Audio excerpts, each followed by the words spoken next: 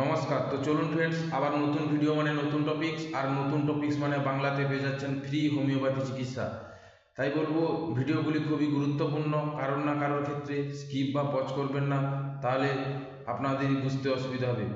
তো চলুন আজকে যে গুরুত্বপূর্ণ রোগটির কথা আলোচনা করব, সেটি সাধারণত 20 থেকে 30 বছর ঊর্ধ্ব পুরুষ এবং মহিলাদের, যাদের শরীর অতিরিক্ত মোটা হওয়ার কারণে হাঁটুতে প্রচুর পরিমাণে ব্যথা অনুভব করে, কিংবা হাঁটা চলা করতে অসুবিধা হয়, যে কোনো পরিশ্রম করতে অসুবিধা হয়, সাইকেল চালাতে কিংবা কোনো ভারী পরিশ্রম ওঠানামা, সিঁড়ি ওঠানামা করতে অসুবিধা হয়, বা হাঁটু ফুলে যাওয়া, হাঁটুতে জল জমে যাওয়া, এই সমস্ত লক্ষণগুলো যদি দেখতে পান বা অনুভব করেন, সেক্ষেত্রে প্রথমে ভিডিও এই লক্ষণ এবং লক্ষণ অনুসারে কোন কোন হোমিওপ্যাথি ওষুধ ব্যবহার করলে এই সমস্ত দুরারোগ্য রোগ থেকে মুক্তি পাওয়া সম্ভব, সেটি আমি আলোচনা করব।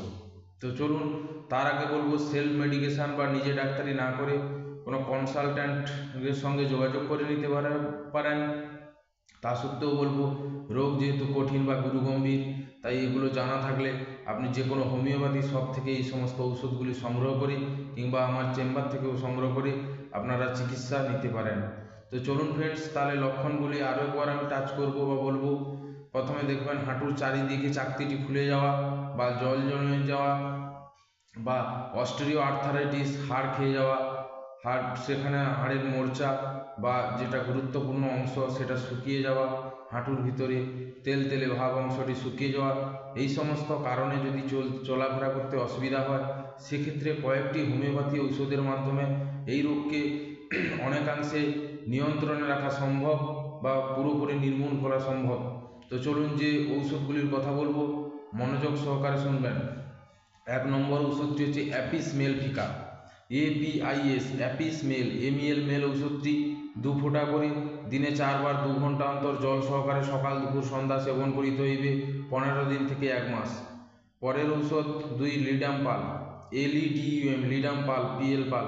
ঔষধটি ব্যথা যন্ত্রণা সূচ ফোটানো ব্যথায় খুবই কার্যকরী ঔষধ। এটি যে কোনো হাড়ের সমস্যা কিংবা হাঁটুর সমস্যায় সবথেকে গুরুত্বপূর্ণ হোমিওপ্যাথি ওষুধ। এটিও একই নিয়মে 2 ফোঁটা করে 2 ঘন্টা অন্তর দিনে 4 বার জল সহকারে 5 থেকে 10 দিন, এবং ক্রনিক পেশেন্ট বা পুরানো রোগীদের ক্ষেত্রে আরও বেশি দিন ব্যবহার করিতে হইবে। পরের ঔষধ, যদি দেখেন অতিরিক্ত মোটা থলথলে রোগীদের হাঁটু ব্যথা বা হাড়ের সমস্যা, হাঁটুতে জল জমে যাওয়া, গুরুত্বপূর্ণ ওষুধটি হচ্ছে calcarea carb, calcarea CARA, calcarea carb CRB carb. এই ওষুধটি ভালো একটি হোমিওপ্যাথি ওষুধ। এটিও একই নিয়মে 2 ফোঁটা করে 2 ঘন্টা অন্তর দিনে 4 বার জল সহকারে সেবন করিতে হইবে। পরের ঔষধ আয়োডিয়াম, আয়োডিয়াম হোমিওপ্যাথি ওষুধটিও হাঁটু যন্ত্রণা বা হাঁটুতে জল জমে যাওয়ার একটি ভালো গুরুত্বপূর্ণ হোমিওপ্যাথি ওষুধ। এটিও 2 ফোঁটা করে 2 ঘন্টা অন্তর দিনে 4 বার জল সহকারে 10 থেকে 15 দিন সেবন করিতে হইবে।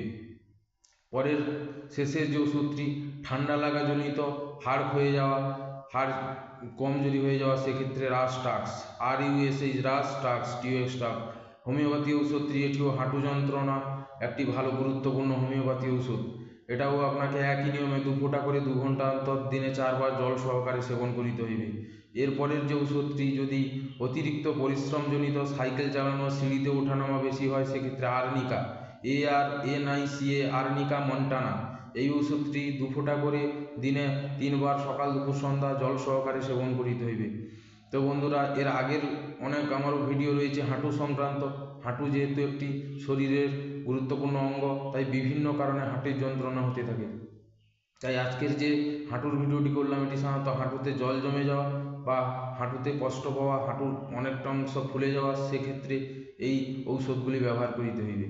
তাই যে কোনো ব্র্যান্ডেড কোম্পানির হোমিওপ্যাথি ঔষধগুলি ব্যবহার করিলে খুব ভালো ফল পাওয়া যায়। এগুলো যে কোনো হোমিওপ্যাথি শপ থেকে আপনারা SPL কিংবা হ্যাপকো এই সমস্ত ঔষধগুলি ব্যবহার করিলে তো খুবই ভালো ফল পাবেন। তো এরকম প্রতিদিন নিত্য নতুন স্বাস্থ্য সম্পর্কিত হোমিওপ্যাথি চিকিৎসা জানতে চ্যানেলটিকে সাবস্ক্রাইব করতে হবে এবং লাইক ও শেয়ার করতে হবে। তো আজকের ভিডিওতে এই পর্যন্ত, আসছি আবার নতুন ভিডিও নিয়ে। নমস্কার, গুড বাই, থ্যাংক ইউ।